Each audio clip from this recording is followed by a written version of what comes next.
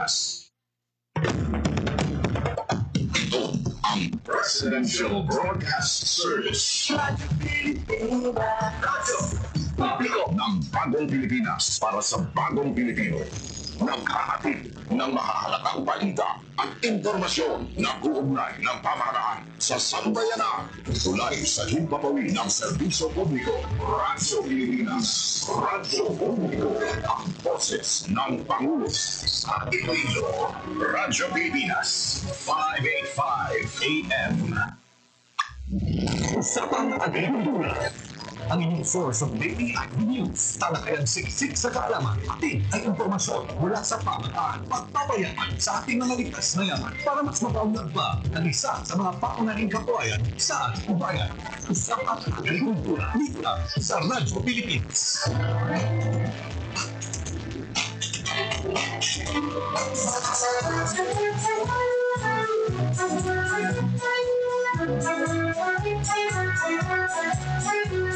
It is common among families, especially in the countryside, to own several hectares of land. Mostly were inherited from the older generation and passed to the later generations. However, as time passes by, only a few of the current generation would have an interest on the vast land they have inherited. When in the early years, the older people are into acquiring vast areas of land, the younger people today would rather work in a rented space to earn a living. This is the case of husband and wife Jose Roy Dipon, a seaman by profession, and attorney Emeline Arboleda Dipon, a former Capiz Penro and the founder of the Tree Huggers Movement Incorporated, who owned a few hectares of land but would eventually buy the portions owned by their immediate families. They were able to acquire a total of 20 hectares of land. The problem, however, most of these lands used to be sugarcane and corn plantations. These are lands with no existing trees and other vegetation, as required by the prior crops. Seeing the sorry state of the land, they decided to start planting it with fruit trees, and with the help of a friend who offered them seedlings of cacao trees under a pay-later scheme, they made the first step of what is now a plantation of more than 3,500 fruit-bearing cacao trees, covering at least 4 hectares of land, and the planting continues today. They have also started planting other fruit-bearing trees. As Jose would say, they planted the cacao trees without any prior knowledge on how to take care of the crop and how to manage it.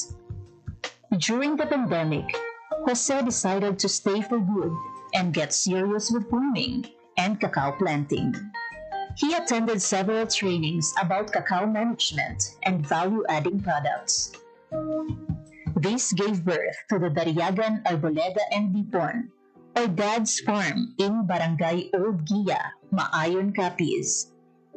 He encouraged his immediate families, who also own lands, to plant cacao trees, and the farm workers in the farm are his relatives, giving them the opportunity to earn income without staying away from their families. It was not a smooth sailing experience, however. They were learning along the process of planting the trees up to its fruit-bearing trees. Typhoon Agaton back in April 2022 battered most of his cacao trees, which made Jose frustrated. It was in one of the trainings sponsored by the Department of Agriculture Western Visayas.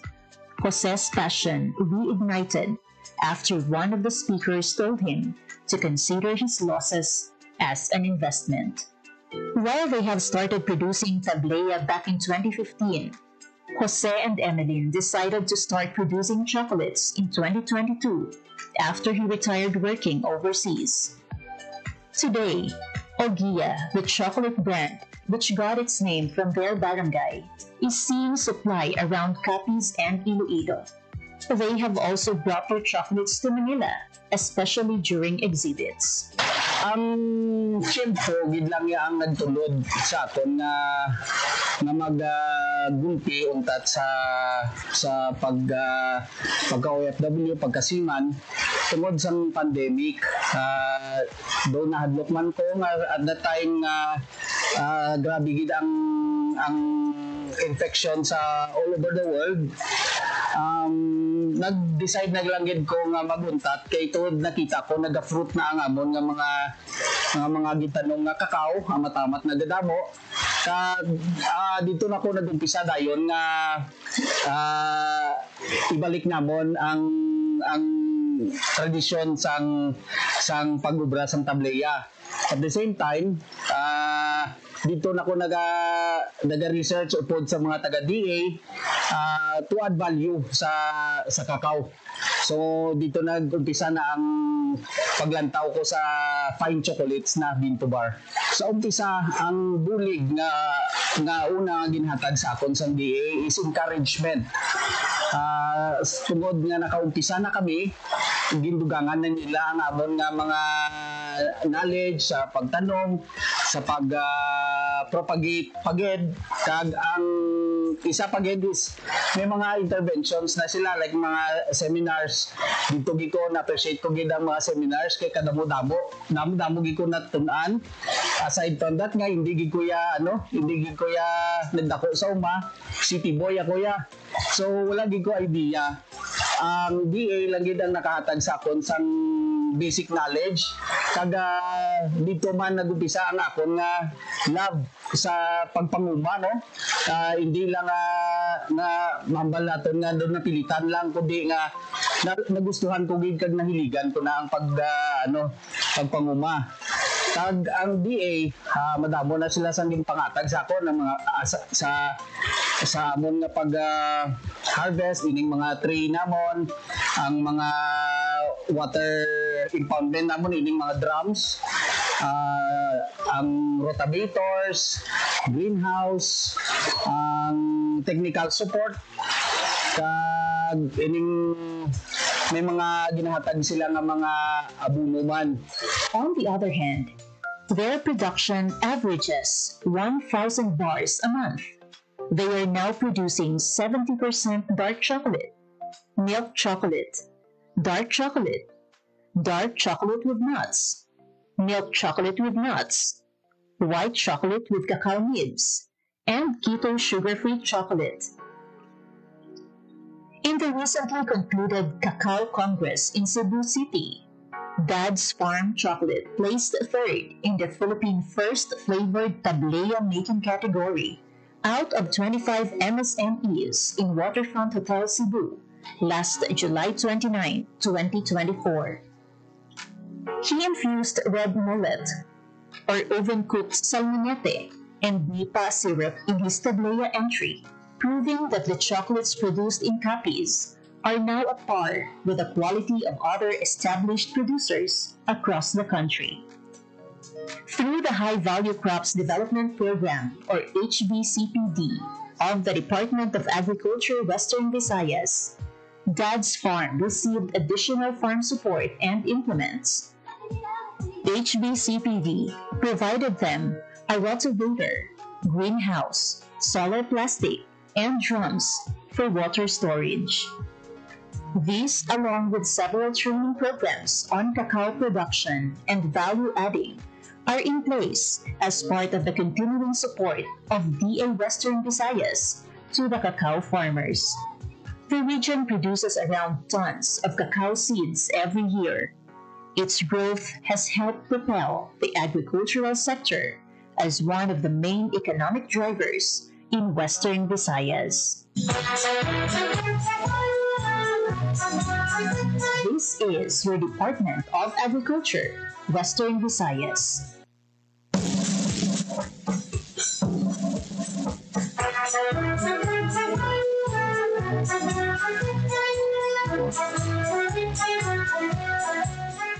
Maayong aga sa atong mga tagpalamati sa atong mga tumalanaw over Facebook Live and our through frequency sa atong radio station. Good morning, and sa atong mga farmers, sa atong mga fisher folk, sa atong mga agricultural technician, ang aton municipal agriculturists, subong man sa aton mga provincial agriculturists and city agriculturists, sa aton mga regional executive directors ng Department of Agriculture Western Visayas, Director Dennis Arbia, and ang ating duha, the Regional Technical Director for Research and Regulation, Director Charlene B. Coelho, and ang ating OIC Director for Operation and Extension, si Director Maria Teresa Solis. Maayong aga sa ating tanan. And yun kami yung nato na matatapos sa DA Western Visayas sa ating mga attached agencies, iban pagit nga nagbubuo sa sektor sa agrikultura, sa kamayan nga aga sa ating tanan. Subong adlaw, panibagong episode, isa na naman ka information ang ating ipalabot sa ating mga pagpalamati sa ating mga stakeholders, especially sa ating mga kauturan nga nagkaputok sa mga kasapatan sa ating livestock industry, maging mapinusilanong dito, maging mga episode. It's because we paupod natin ang next in rank veterinary quarantine officer sa Bureau of Animal Industry, si Dr. John Orwell C. Delario. Subong man makaupod natin ang veterinary quarantine officer sa Veterinary Quarantine Station 6, si Dr. Pearl Joy D. Erawa. Maayong aga sa ating tanan pa. Pagkanamiyo sa ating mga listeners. Yes, sir. Good morning. Sir, good morning. And of course, on behalf of Dr. Nilo Pilingayan, atong Regional Veterinary Quarantine Officer under Bureau of Animal Industry Veterinary Quarantine Region 6, I am once again Dr. January Hilario, the next in rank in Region 6. And kaya paano kong tanan sa maayong aga, we are very glad to be here. We are very glad for this opportunity to present our regulations for the idea of our farmers who are of course shipping their commodities. Yes, Dr. Good morning. Thank you, Sir John. Thank you din sa taga-DA Rafael sa paghatag sa kahigayonan sa among subong aga na i-share mo naman ang mga regulations ng Bureau Animal Industry Veterinary Quarantine Services Station 6 and ngayong aga man sa tanan natin yung mga tagpalamti sa mga aga. Yes, istoryahan natin sa mundo yung tinatawag natin local shipping permit o online sa Bureau of Animal Industry. So, yung pamangkot, ano yung mga sapat o klase sa produkto ang kalakip nga gatinahanglan kuhaan sa bali local shipping permit o kung ang ating LSP para sa ating mga generos. Yes, sir. Siguro sir, actually the commodities that cover sa atong issuance ng permit under the Bureau of Animal Industry medyo namo siya. But I think we'll categorize into 4 na lang yun para mas hapos matandaan sa itong tagpalamati. So number 1, sir, number 1, ating commodity number 1 will be live animals. If gadala ka sa mga buhi, kasapatan, kinahanglan naman ko asang permit. Ikaduha, kung gadala ka sa ilang mga products, animal products, such as karne, or such as itlog, or gatas, kinahanglan ko asang permit na siya. Also na mga meat products and meat commodities, kinahanglan ko sa permit. And lastly, of course, animal byproducts. Magkamagit animal byproducts, ano siya ang commodities or products from animals hindi nato makaon, such as, for example, ilang mga skin, mga hide, o parang leather, ilang mga chicken dang abe, mga ginagamit sa buno. So those are the commodities na if you're planning to transport those commodities, kinahanglan dito kuhaan sa aming permit. Yes, and ang next natin question, kung ano naman ang primary document o kung requirements, mga basic na kinahanglan na kung makuha sa LSP. Okay, sige. May ginatawag kita sir na Administrative Order number 5 series of 2019. Ano na siya sir ang guide naman kung mag-ship kita sa animal. So, una na sa mga live animals, kung mabiyahe kami sa mga dogs and cats, mga kambing, mga baka, carbo, importante, mayara kita mga veterinary health certificate kung nakuha nila sa licensed veterinarian. Ikaduha, sa mga meat and meat products natin, importante, may ara sila na dala nga Certificate of Product Registration from the Food and Drug Authority, and then may ara sila LTO or License to Operate from the FDA. Sa mga karne, mga frozen meat naman, importante na ara sila dala ng Meat Inspection Certificate from the National Meat Inspection Services kung ina ang karne is local source or dili sa mga slaughterhouse na siya gintangkura or sa local supermarket. And importante, kung international man na halin ang karne, importante may ara sila nila nga certificate of meat inspection from the National Meat Inspection Services. However, sa mga cookmeat natin, saying na sila CPR kag LTO from the FDA. And then, kapag ang client natin nidala nga for pasalubong din nga less than 10 kilogram na for consumption nila nga mga karne, importante nga sila dala lang nga official receipt sa kung diin laging bakal ang cooked meat nila. And you mentioned yung ang online system mo. Ano naman ang ating proseso sa online submission sa mga dokumento sa BAI online system? Kaya sa una manual ang issuance natin sa local shipping permit. Si client, nakadto sa office naman, dalon yung mga requirements, issuehan naman sa local shipping permit. Sa subong, nag-una ang atong proseso, na ginatawag na kita nga online local shipping permit issuance system. Sa sino na paagi, hindi naman kadto si client sa opisina naman, as long as may ara siya requirement, ang secure, maski diin siya, kag may ara siya internet connection, makakuha gid siya, maka-apply gid siya online. So, may doon kita ka-process, ano na ang account registration, yung nila na step. So, first step na importante, may ara lang sila active email address and password. So, mag-login lang sila sa ndqsd.bai.gov.ph, i-fill in lang nila ang mga basic information, kag isend. Ang next step sila is na-send mo si BAI for account confirmation. So, i-check ni client ang ila inbox sa ila email or sa spam nila, dira na ang ma-click ang confirmation maging padala na BAI. So once confirmed yung email, username, and password, ang third step sina is ang application process. So kadto kagihapon sa ndqsd.bai.gov.ph, i-login mo ang active email account, kag-register kagina, kag ang email password, and then i-fill up natin ang mga basic information natin, kag ang mga shipping details natin. After sina, i-attach natin ang mga requirements na ginapangayo sa BAA05, and then after sina is isend the done natin. So from there, mabato na sa system naman and kami sa BAI ang ma-review and ma-approve na dahil sa local shipping permit nila. And speaking of approved doc, ano naman ang criteria sa pag-approve o pag-deny ng BAI 6 application system? Kung sa pag-approve sa ating shipping permit, importante, compliant din sila sa DAO5 na ginapagayo ang mga requirements. So, pag-comply sila, approved sila. Once na ang mga cases na nagkakadinay ang ila application is, for example, kulang ang ila documents na attach. Ikaduha, sala ang indicate nila na shipping details kung sala ang documents na gin-attach nila, or probably may ara or error sa documents or di kaya expired ang documents na na-attach. Ano na ang kaso na nagkakadunay ang ila application. Ano naman to ang mga tikang, for example, for some instance, kung sala sa online application? So, once mabato na sa aming application nila kag-i-review naman and kita naman na may ara sila sa ila application, automatic, may ginatawag na return to sender. Ang application, mabalik kay client, and then may comments na siya halin sa BAI. So, for example, nag-ship ka bisindog, and then sa documents mo wala mo ma-attach yung veterinary health certificate kag ang vaccination record niya, ma-comment lang dito sa BAI, please attach your veterinary health certificate or the vaccination record. So kailangan si client ma-comply na siya, and then i-submit na liwat ang i-application para ma-review liwat. And speaking of time frame na nagyadaw, ano ang pag-develop o parang time frame para sa pag-process ng aplikasyon pagkatapos ma-submit sa online local system, yung online local shipment permit system? So, may ala kita 3 days ng processing para ma-approve ang local shipping permit nila. Ang schedule for review and approval sa permit natin is from 8 a.m. to 5 p.m. So, kung bin-apply natin ng atong local shipping permit at 8 a.m., before 5 p.m. ara na kita status ng atong local shipment LSP.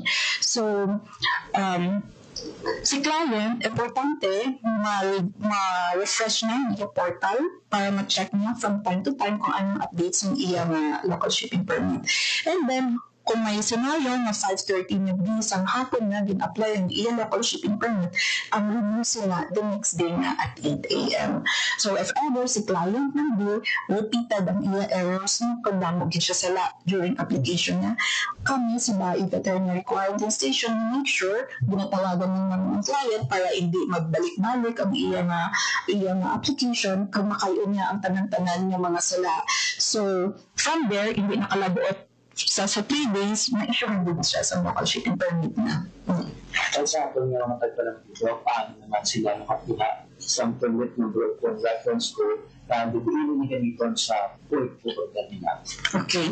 So, upon application ni client sa portal nito, ang reference code or ang permit number, automatic na siya na gina-generate ni BAI sa system nila. So, ang aning permit number, ang naman niya ang maging basihan sa mga veterinary quarantine inspectors natin sa tanan ng airports, kag seaports, na pag-aagyan sa ila shipment, kadang ina i-sure dira na ang basihan kung ang ina ang permit is legit or hindi fake or hindi siya recycled. And once again, sa ating mga tagalamatiwal sa ating mga personnel from the Bureau of Animal Industry. And sa next natin na question daw, speaking of reference code na mention natin o permit number, ano naman ang dapat ihatag sa border control officer sa airport o kung puerto pag-abot, especially when we're talking about mga papeles, mga reference code o mga QR code. Okay? So, for example, si client, na-approve na ang local shipping permit na, magabiyahe na siya. So, sa tanan ng airports kag seaports na akin niya, kinahanglan i-present niya ang printed na local shipping permit na issued by BAI, and then ang mga attached documents. So, ang kinahanglan na kapag veterinary health certificate, kinahanglan original na siya. Ang mga meat inspection certificate, certificate of meat inspection, kinahanglan original na. Ang mga handler's license, ang mga livestock handler's license, transport carrier, pwede o ang mga other documents, pwede kahit photocopy niyo. And wala na ba bayad para sa pagkuha sa mga permit online kung paano yung bayad? Okay. So, ang nakatandaan nito, ang BAI local shipping permit is free na siya, wala na siya bayad. Okay. Paano naman masunod ang mga security protocols na data privacy naman niya sa pag-upload sa makabig natin mga sensitive mga information? Okay, so when it comes sa mga data na gina-upload natin online, BAI make sure na secure ang atong data. So, una sa tanan, ang atong account o ang atong username, naka-embed na siya sa may system ni BAI. And then, sa BAI, wala na siya nagamit sa mga open source na Microsoft. And then, ikaduha, may ara na siya, nakasubscribe na siya, sir, sa SSL to make sure na ang website is safe, hindi siya ma-hack, kaya hindi siya masublan sa mga virus. And then, at the same time, may ara na sila ang ating mga BAI IT personnel, nakasign na sila sa non-disclosure agreement na hindi nila pwede i-leak ang information and maging liable sila once ang aming information is nagagawa. And then, BAI also invest millions of pesos para maprotektahan ang firewalls ng atong website. So, let's assure na ang atong shipper, ang atong data is protected by BAI. Yes, and ano naman daw ang mga protocol kung may mga preventive quarantine, inspection o kung sampling sa sapat at produkto ng ginagawa? Okay. So, usually, before na-transport sa permit, we have, of course, the requirement that was mentioned in the PERM. Dala pa lang makita kung ayan sila, compliant sila sa ating DAO number 5, no? Series of 2000, the instrumental tanga issuances. So, kung okay sila dira, after that, mag-ship na sila, malabay na sa itong airports and seaports. So, paglabay nila dira, dapat ang mga documents na ipakita nila para mapapili check sa ating mga veterinary quarantine officers and inspectors. So, in the process nila, they will be checking not only for the documents, kung okay ang documents, but they will also be checking for the commodities. Kung commodities na is, I have okay, or some performance natin, kung sound siya kung fit for human consumption, kung animals natin is healthy. And ayun, kung ang documents na, taga atong shipment ang live animals or atong commodities sabi, consistent ang details. Kay kisa, although kisa pareho ang okay ang shipment, okay ang documents, kisa magkaiba. So those are the things that we are checking to make sure na compliant at mga shippers and tapos safe man kag healthy ang receipt ng commodities from the origin kato sa destination. Paano naman, Doc, i-coordinate sa bayan ang information sa customs, yung customs, mga port authorities ka airport linkage? Alright. Actually, sana sir, depende sir, actually sir, sa ano no, sa concern natin, if the concern natin is domestic or international. So it depends kung which entity are we going to coordinate. But of course, no, ating coordination with them are actually regular na siya. We have orientation, we have reorientation, we actually update them regularly kung mayroon mga bago na update sa atong regulation ta. Also, as I said earlier, kung depende sa concern kung ay international siya or domestic. Normally, if kag-convince ng airport agi. For example, kung lagi sila sa airport, we'll be coordinating with, of course, the PNP MCU or PNP natin sa airport and also the Civil Aviation Authority of the Philippines. Kung ano naman, kung malabay sila sa seaport, makaroon kita with either the private port or the PPA, Philippine Ports Authority, and of course the Coast Guard as well, and atong mga PNP sa mga port as well.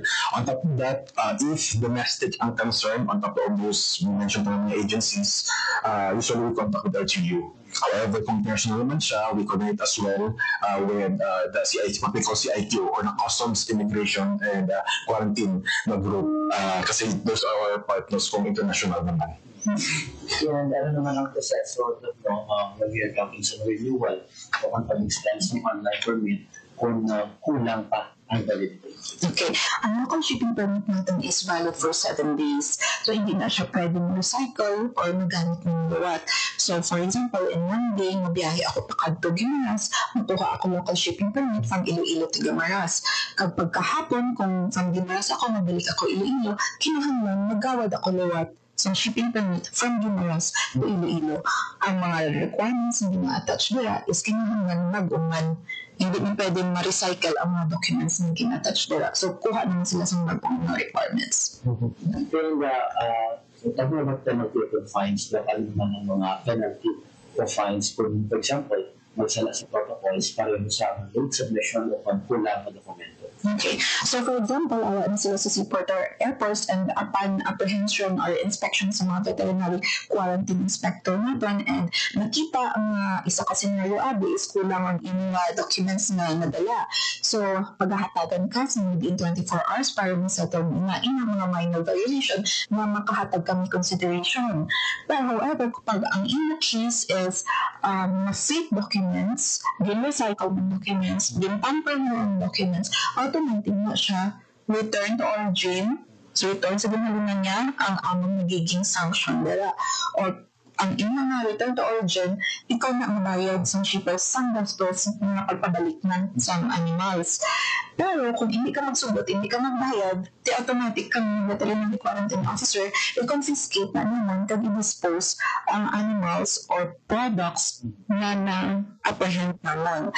So, from there, mga serious violation, like for example, upon inspection naman, nakita naman may sakit ang animals or may mga documents siya, automatic confiscation na siya, kag-disposal. Kaya kung may sakit ng sapat, hindi naman pwede i-release, kaya naman magiging source of madlapta ang sakit. And at the same time, kung ang makain, upon inspection natin, medyo maglina or medyo daming nodes na or hindi na, nagbaho na, automatic confiscation and disposal ang magiging sanction dira. So, kung ikaw nakakommit ka sa various serious violation, ang aming sanction na pwede na siya nung mag-blacklist ikaw, hatagan ka naman sa show cause order, and then pag na-prove na guilty ka, pwede ka mag-blacklist ng bae. So, blacklisting, hindi ka na allowed to ship or to transact any transactions sa Bureau of Industry. So, ano na siya? So, yes, once again sa ating mga listeners, online sa ating viewers sa Facebook natin, there you have it ang ating bisita subong from the Bureau of Animal Industry, si Dr. John Ruel Silario, ang National Rank Veterinary Quarantine Officer sa Veterinary Quarantine Station 6 sa Western Visayas, sumulungan si Dr. Pearl Joy Blawa, Veterinary Quality Officer, Veterinary Quality Station 6. Alasin na lang mga doc, no? Ano dyan o kung mga advisory na lang sa atin ng mga dental. Yes, sir. Yes, sir. Once again, thank you so much sir, for this opportunity, and on behalf of Dr. Milo Pilingaya, we would like to thank DA Rafis, and of course Sir James, and also our Sir Dennis Arpia for having this opportunity to, of course, once again broadcast and update everyone's regulation about as far as live animals and animal products is concerned. So, maraming salamat for this opportunity, and hope we will be aware and also will be able to be compliant lang sa regulation to avoid those violations mentioned earlier by Dr. Sige. Okay. Thank you din sa kanyang pagpalamati sa buong aga. Kung may ara pa ka na dugang panangkutanan, open din ang amang niya Facebook account. Pwede niyo siya i-follow kag i-like. Veterinary Quality Services Western Visayas. So, may messenger nila. Pwede niyo ma-PM ang inyong mga questions. Once again, sa atong mga tagkalamatikin sa atong tanan nga nag-aamli sa sektor sa agrikultura, maraming salamat. Sa sunod na episode, panibago naman ang ating mga bisita. Mag-interview natin ang mga personal sa National Meat Inspection Service. Bantayan natin sa atong masunod na episode sa ating programa. Sa liwanag si John Candelario from the Regional Agriculture and Fisheries Information Section sa Department of Agriculture, Western Visayas. Maayong aga sa ating tanan.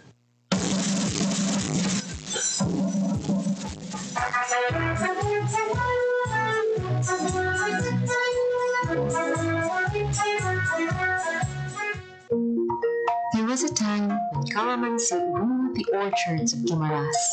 Its scent, its promise, its profit. But as years passed, the trees bore fewer fruits. Pests, aging groves, and changing markets slowly pushed this once booming industry into the background. For decades, calamansi farming was a way of life in Guimaras. Families built homes, sent children to school, and supported communities, all with the help of the small but mighty citrus fruit. But nature had its way.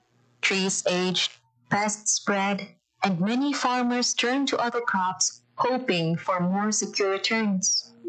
Still, the spirit of calamansi never left. And today, its story is being rewritten. Sa unaya, ang amon nga production sa kalamansi, syempre gamay kumpara sa subong kay sa unaya niyang dapila pa man yang kapuno kag dayon ang amon nga mga tunda bakal sa kalamansi amon nagyapon ang ginadala sa Bacolod kay ginadala sa Iloilo. Dayon nakita man namin nga daw nag-amat-amat ni siya namin ang income tungod nga daw damo naman ang nagabakal kay tungod nga damo naman sa mga production sang kalamansi diri sa Guimaras. Ti amo na nga mga processing nga production ti amo na nga daw na-expand kanina sang amon nga nga tanong kag nakita mo yan nga man ang income during sang peak season tapos damo man ang nagabakal damo na nga maka-income man kami kag mabawi man ang among mga gasto sa abono kag sa patanom namon. Ang calamansi grower almost na 7 years starting until now. Ang pagkakalamansi ay kailangan hands-on, tiyaga, tapos dedication sa pagkakalamansi. Tapos sa una, ang kalamansi sa mga seasonal lang sila compare now. Kailangan may teknolohiya nga bago nga technique nga mapabunga mo sa off-season. To bring calamansi farming back to life, the Department of Agriculture, through the Provincial Office for Agricultural Services or POAS, stepped in with more than just seedlings. They brought technical know-how, a roadmap for recovery, and a renewed sense of purpose. From providing quality planting materials to hands-on training in pest management and tree rehabilitation, POAS help transform struggling orchards into thriving farms once again. Farmers also received post-harvest training and access to support facilities, making sure every fruit harvested is fresh, clean, and ready for the market. Okay. Now, for the specific intervention sa calamansi industry sa probinsya San Guimaras, the Provincial Office for Agricultural Services is crafting a roadmap dated 2025 to 2029. Now, this roadmap will give the direction sa aton nga calamansi industry sa probinsya by identifying the challenges and what would be the specific intervention would become up. So we conduct focus group discussion with the calamansi growers para nga sa ila mismo magahalin kung ano ba ang problema, ano ang ugat sang problema nila kag amo na siya ang hatagan sang solusyon sang probinsya sang Guimaras. But no intervention works without the hands and hearts of farmers. They are the real drivers of revival. Working together through cooperatives, they embraced better practices. Their dedication is now bearing fruit. Si GBMPC nakabuligid sa calamansi farmers ang Guimaras paagi sa pag-extend sa loan para nga ma-avail sa mga members sa maintenance sa ilang mga calamansi plantation kag mahatagan man sila access sa market na kung sa diin may kita weekly nga cluster scheduling para sa baligya sang ilang mga fresh calamansi sa kay GBMPC. Today, Guimaras farmers are doing more than just selling fresh calamansi. They're creating value. Juices, concentrates, and a variety of delicious delicacies are now part of their product lines. With support and training, they've reached pasalubong centers, groceries, and even online stores. Farming has become agribusiness. Ako isa ka calamansi processor sa Barangay Rizal, Hordan, Guimaras. Ang akong association, sa Guimaras Herbal Growers Association, kag Poblacion Farmers Association sa Hordan. Mga supply sa calamansi ginakuha ko sa among mga members na nag-produce sa mga calamansi growers. Inspired gid sa akon sa pag-produce ng calamansi, pag-process ng calamansi juice. Amo ang pagbulig sa akon mga member farmers nga pag mag-oversupply ang calamansi, hindi sila madunutan kag hindi makadto sa wastage ang ilang mga product. And along the way, nakita ko ang needs ng kabataan, kinahanglan ma-avoid nila ang mga sodas. So, nag-decide ako nga mag-supply sa central school, sa mga elementary school children. And nakabulig man, more or less nakabulig man sa akong income. Aside nga ang kabataan, makainom sang healthy drinks. But revival is just the beginning. To keep the momentum, the Department of Agriculture and POAS continues to lead the way, helping farmers integrate calamansi into diversified farms, improving nursery operations, and strengthening market access. It's a long-term vision of sustainability, where tradition meets innovation and every orchard becomes a livelihood for generations. So, in terms of the challenges in the low-yield production in calamansi industry in the province, the provincial government procured a farm production inputs like the organic and inorganic fertilizer. So, pag ma-identify na namon si farmer, we're going to go ka mag-visit sang ilang farm, i-assess namon kung ano ang really nga needs nila. Tapos dira kami maghatag sang amon nga specific nga intervention based on the actual scenario sa ilang farm. Through POAS, may ara kami isang naka-reserve nga buffer stocks of the pesticide and insecticide. So, ang hinuon ng farmer is mag-submit siya sang report nga may infestation sang specific nga peste sa iyang kalamansi, and then ang POAS is magkakato sa ilang farm ka maghatag sang nagakaigo nga technology upod na ang mga pesticide and insecticide. Limited market access. Amo na siya ang isa ka dako gid nga challenges nga ginatubang sa aton nga kalamansi growers diri sa probinsya. But sa liwat, nagpasalamat kami sa Department of Agriculture through High Value Crops and F2C2 nga sila naghatag sang processing center diri sa isa ka cooperative sa probinsya sang Guimaras. Now, ano ang makabenepisyo sina? So, ang mga farmers naton sa kalamansi growers is direkta nga pwede makabaligya sa cooperative, which is the Guimaras Brethren Multipurpose Cooperative. And then, the Guimaras Brethren Multipurpose Cooperative, amo na siya man ang mag-cater sa other nilang nga supply, kaya ginabaligya man na siya outside in the Guimaras. So, ang role ni province is to connect the farmers into the cooperative. From struggle to strength, from decline to resurgence, calamansi in Guimaras is more than just a crop. It's a story of resilience, reinvention, and the enduring spirit of a farming community that never gave up. The future is bright, the fruit is green, and the comeback is real.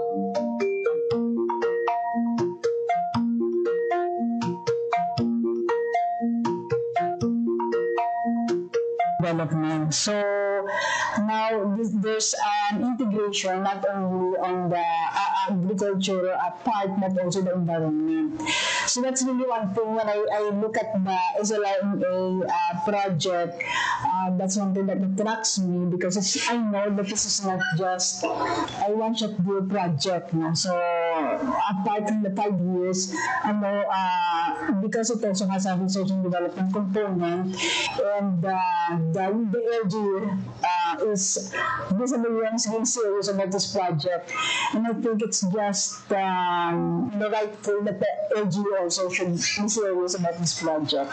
And the third objective is to determine the adoption of soil and water conservation technologies, its benefits to farmers, and environmental impact. So these three are actually embedded in the entire implementation of the project. One thing good about SLRMA, BSWM created a technical and monitoring team to expedite the processes involved in project implementation. So the monitoring team not only conducts monitoring but also provides technical assistance. So every month, from the national office, the BSWM team composed of 4 people of different expertise come down to the LGU, go around the project areas, provide the technical support, interact with us, also with the farmers. So that's one good practice of this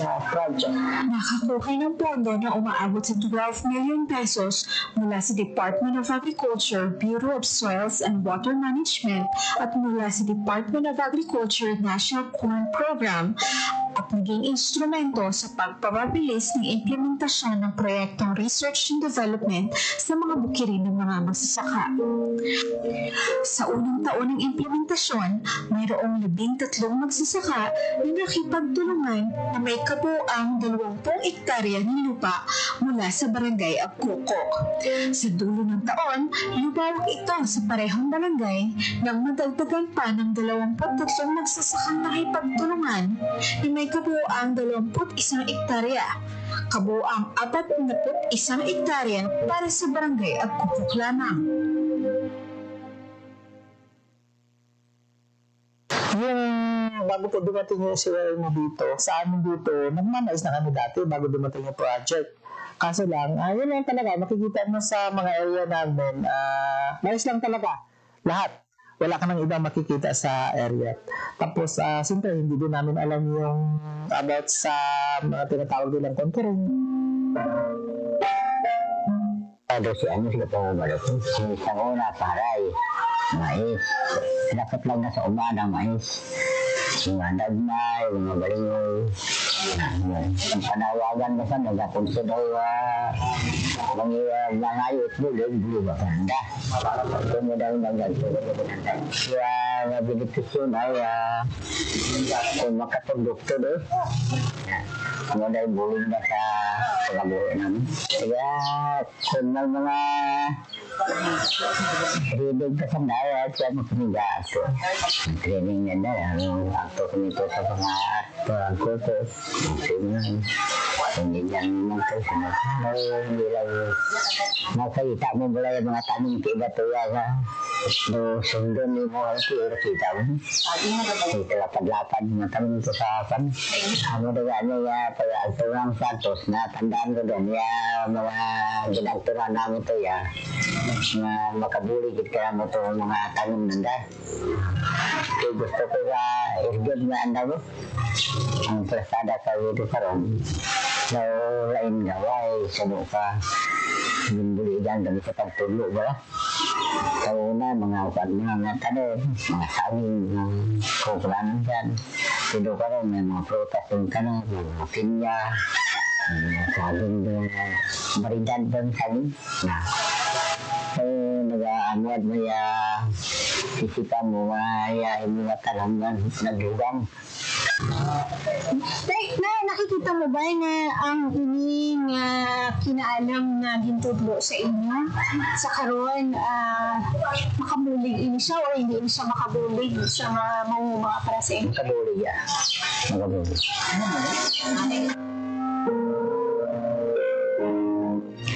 Sa ikalawang taon nito, lumawak ang proyekto ng SLRMA sa Barangay Cristina na may 23 magsasaka sa kabuang 22.5 na hektarya. Sa ikatatlong taon, lumawak ito sa Barangay Epero na may 10 magsasaka sa kabuang 27.4 hectares.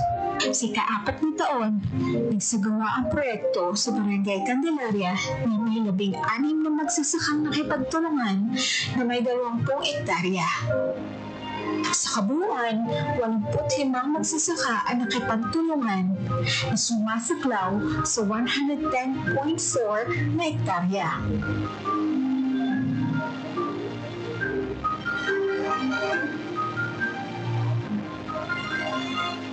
Ako naging OFW, naisip ko, wala na sa Manila, wala kang area nga dako. So, ang naisip ko, magtanong. Kaya wala mo, dito, ginabakal ang tanan mo. Kaya nagtanungan ko, galing ko, syempre, ang tanong ko, gulay na sang tanan, sang barangay. Ito naisip ko na magbalik sa area ko para at least sa area ko, kung gusto ako kang tanan, kung din ko gusto. Gid ako, nagpursige gid ako, after ko mag-OFW, nabalik gid ako sa area ko. Na kahit pa paano, nakapundar ako sa concrete na balay, at least natapos ko na ako nga balay dito sa Manila. Mga ilang taon na, may nakapag-open sa akin sa about sa SLRMA. Bali, ang tiyo ko nga nag-approach sa akin na basta gusto mo na mag-tanong sa mga produkto, mga fruiteries. Di sa akin wala naman problema kasi ako gusto ko magtanong. Di nabaton ko ang project sa SLRMA until wala gani 1 year, naka-income na ako. Actually, ang na-income ko, dako nag-isa na ibudig sa akin sa mga kinawala sa balay, sa mga needs namin, sa mga bata. Dako gid ang pasalamat ko sa SLRMA na amat-amat, kaya siyempre, hindi man gigad ako ang gintao sa SLRMA, pero amat-amat, nag-ara na dala nga sa mga soccer, i-expand namon, hasta nga, until sabihin, hindi pa naman naubos ang 10 hectares na na, pero amat-amat lang, kaya siyempre, kung doon lang itong soccer, ano lang to ang dinadugan namin sa area naman para naubos namin itong 10 hectares. Bakla din sa nabulig sa akin sa mga training, sa mga contouring, sa mga about sa mga eco na farming. Bakla din.